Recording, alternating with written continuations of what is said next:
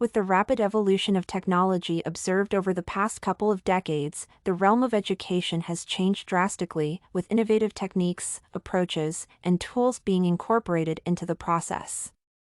However, of all the changes that the realm of education has experienced, the creation of online learning spaces is, perhaps, the most significant.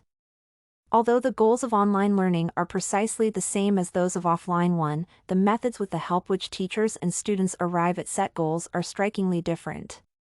Due to the greater range of flexibility in online learning, it can offer better opportunities for time management and the creation of a personalized learning approach, whereas in-person learning provides a teacher with better control over the class.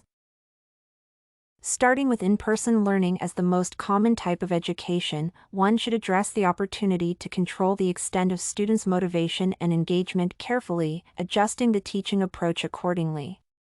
Since offline learning does not imply the same amount of control due to the restricted communication options and challenges in applying nonverbal communication techniques for spotting changes in learners' attitudes, a teacher may have reduced control over the learner's engagement in the offline setting.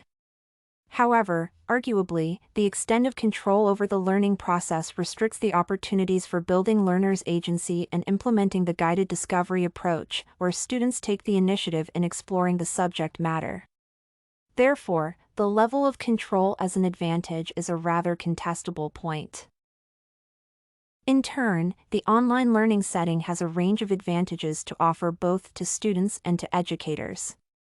The issue of time management is the most obvious one since, unlike the in-person learning process, students do not have to move from one room to another when switching from one class to another, which saves a significant amount of time. Additionally, learning in a familiar setting will imply a greater extent of comfort and, thus, will lead to increased motivation. One could argue that, unlike a classroom, which is always kept tidy and arranged in a way that allows maximizing its utility for learning, the home setting may be quite cluttered and not ergonomic enough to encourage learners to focus on studying. Therefore, online learning can also boast a more rational approach toward arranging the learning setting. Given the range of characteristics mentioned above and the current focus on building independence, self-sufficiency, and agency in learners, the choice of the online setting appears to be more beneficial. Once a proper leadership approach to motivating students is developed, a teacher can utilize a broad range of tools and offer learning experiences that will be conducive to building academic curiosity in students. As a result, the online learning process needs to be considered as the next chapter in improving the current education system and promoting enhanced learning with additional opportunities for building critical skills.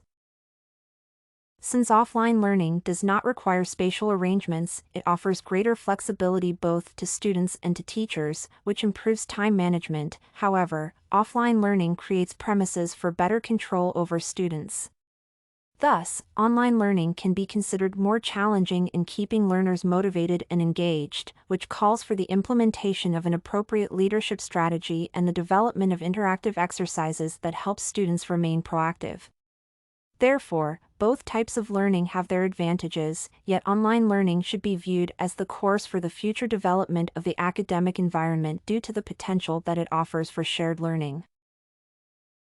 Everything you need for studies, essay samples, writing tools, and tips, you can find at studycorgi.com.